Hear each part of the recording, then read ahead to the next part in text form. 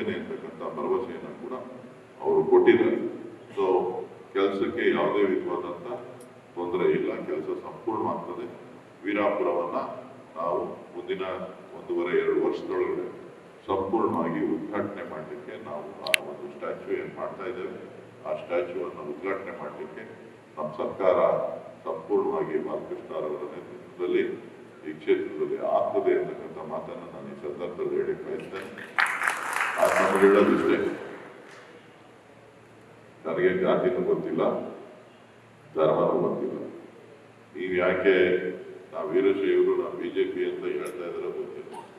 ನನಗೆ ನೀವೆಲ್ಲರೂ ಕೂಡ ನನಗೆ ವೋಟ್ ಹಾಕ್ತೀರಿ ಅನ್ನೋ ವಿಶ್ವಾಸ ಅನಿಸಿದೆ. ಕೆಲಸ ಮಾಡೋದನ್ನು ಕೂಲಿ ಕೊಡಲ್ವಾ?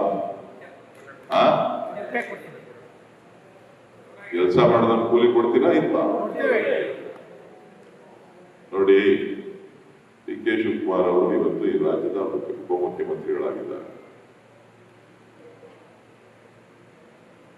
ಶಿವಕುಮಾರ್ ಪುತ್ರೆ ನಿಂತ್ರೆ ಯಾರನ್ನ ಪೂಜಿಸ್ತಾರೆ?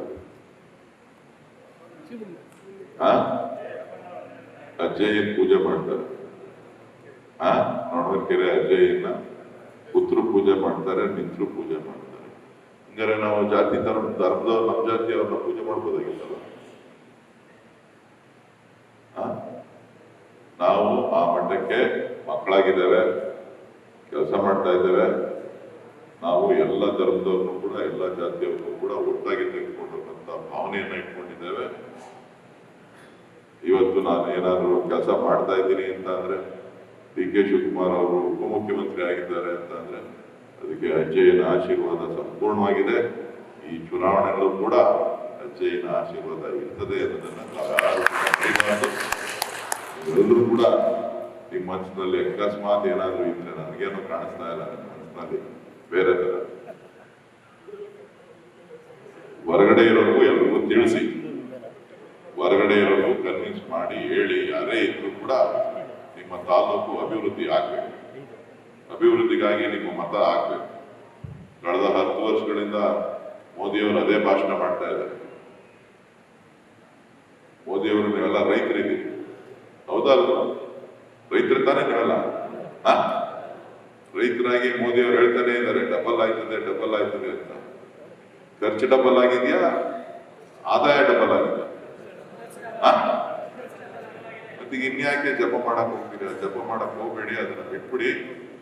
ಇವತ್ತು ನೀವು ನಾವೆಲ್ಲ ಸೇರಿ ಒಂದು ಹೊಸ ಬದಲಾವಣೆಯನ್ನು ತರಬೇಕು. ಇವತ್ತು ರಾಜ್ಯದಲ್ಲಿ ಕಾಂಗ್ರೆಸ್ ಸರ್ಕಾರ ಇದೆ, ಕೆಲಸ ಮಾಡಲಿಕ್ಕೆ ಅನುಕೂಲ ಆಗುತ್ತೆ. ಇವತ್ತು ನಿಮ್ಮ ಶ್ರೀರಂಗ ಎತ್ತ ನೀರಾವರಿ ಯೋಜನೆ, ಲಿಂಕ್ ಕೆನಾಲ್ ಮುಖಾಂತರ ನಿಮ್ಗೆ ಇನ್ನು 2 ವರ್ಷದಲ್ಲಿ ನೀರು ಕೊಡಿಸುವಂತ ಜವಾಬ್ದಾರಿ ನನ್ನದು, ಬಾಲಕೃಷ್ಣರವ್ರದ್ದು, ರಂಗನಾಥ್ ಅವ್ರದ್ದು, ಡಿ.ಕೆ. ಶಿವಕುಮಾರ್ ಅವ್ರದ್ದು ಅಂತಕ್ಕಂಥ ಮಾತನ್ನ ನಾನು ಈ ಸಂದರ್ಭದಲ್ಲಿ ಹೇಳಲಿಕ್ಕೆ ಬಯಸ್ತೇನೆ. ವಿರೋಧ ಪಕ್ಷದವರು ಮಾತಾಡ್ಲಿಕ್ಕೆ ಇರುವುದು, ಅವ್ರು ಮಾತಾಡ್ತಾ ಇದ್ರೆ ನಾವು ಎಚ್ಚೆತ್ಕೊಂಡು ಕೆಲಸ ಮಾಡಕ್ಕಾಗಲ್ಲ.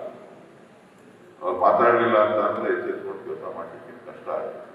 ಅವ್ರು ಮಾತಾಡ್ತಾ ಇರಲಿ ಅಂತ ಹೇಳಿ ಅವ್ರಿಗೂ ಕೂಡ ಶುಭ ಕೋರಿ, ಪಾಪ ಅವ್ರ ಅವಧಿನಲ್ಲಿ ಏನೇನು ಮಾಡಿದಾರೋ ಏನ್ ಮಾಡ್ಲಿಕ್ಕೋ ಗೊತ್ತಿಲ್ಲ, ಜನ ತೀರ್ಪು ಕೊಟ್ಟಾಗಿದೆ. ನಮ್ಗೆ ಕೆಲಸ ಮಾಡಿ ಅಂತ ಬಾಲಕೃಷ್ಣರವ್ರಿಗೆ ಆದೇಶ ಕೊಟ್ಟಿದ್ದಾರೆ. ನೀವೆಲ್ಲರೂ ಕೂಡ ಬಾಲಕೃಷ್ಣರವ್ರಿಗೆ ಹೆಚ್ಚಿನ ಮತ ನೀಡಿ ಆಶೀರ್ವಾದ ಮಾಡಿದ್ದೀರಿ. ಸೊ ನನಗೂ ಕೂಡ ಹೆಚ್ಚಿನ ರೀತಿಯಲ್ಲಿ ತಾವು ಆಶೀರ್ವಾದ ಮಾಡಿದ್ರೆ ನಿಮ್ಮ ಸಮಾಜದ ಏಳಿಗೆಗೋಸ್ಕರ ಏನೆಲ್ಲ ಕೆಲಸ ಕಾರ್ಯಗಳನ್ನು ಹೇಳ್ತೀರಿ ಅದನ್ನ ಚಾಚು ತಪ್ಪದೆ ಮಾಡ್ತೇವೆ. ಸಂಪೂರ್ಣವಾಗಿ ನಾನು ನಿಮ್ಮ ಜೊತೆ ಇದ್ದೇನೆ. ದೇಗ್ಲು ಮಠ ನನ್ನ ಜೊತೆ ಇದೆ, ಮರಡೆ ಮಠ ನನ್ನ ಜೊತೆ ಇದೆ, ಪರಮ ಪೂಜ್ಯ ಶ್ರೀ ಶಿವಕುಮಾರ ಸ್ವಾಮೀಜಿಗಳ ಆಶೀರ್ವಾದನೂ ಕೂಡ ನನ್ನ ಜೊತೆ ಇದೆ. ಸೊ ಹಾಗಾಗಿ ನೀವೆಲ್ಲರೂ ಕೂಡ ನನಗೆ ಹೆಚ್ಚಿನ ರೀತಿಯಲ್ಲಿ ಆಶೀರ್ವಾದ ಮಾಡಬೇಕು ಅಂತೇಳಿ ನಮ್ಮಲ್ಲಿ ಕೈ ಮುಗಿದು ಪ್ರಾರ್ಥಿಸಿ, ನಾನು ಪ್ರವಾಸ ಇದೆ, ಚುನಾವಣಾ ಪ್ರವಾಸ ಇದೆ. ಸೊ ಈಗಾಗಲೇ 2 ಗಂಟೆ ತಡ ಆಗಬೇಕು. ನನಗೆ 10 ನಿಮಿಷ ಅಂತ ಹೇಳಿದ್ರು. ನಾನು ದಾರಿ ಹೋಯ್ತಾ ಇದ್ದೋ 10 ನಿಮಿಷದಲ್ಲಿ ಮುಗಿಸ್ಬಿಟ್ಟು ಹೊರಟೋಗೋಣ ಅಂತ ಹೇಳಿದೆ. ಇವರು ಸ್ಟೇಜು, ಮೀಟಿಂಗು ಎಲ್ಲ ಶುರು ಮಾಡಿದ್ದಾರೆ. ಸೊ ಮಾಧ್ಯಮದವರು ಎಲ್ಲ ಬಂದ್ಬಿಟ್ಟಿದ್ದಾರೆ. ಮಾಧ್ಯಮದವರು, ಅಂಗಡಿಯವರು ಪೂರಾ ಆಕ್ಟಿವ್.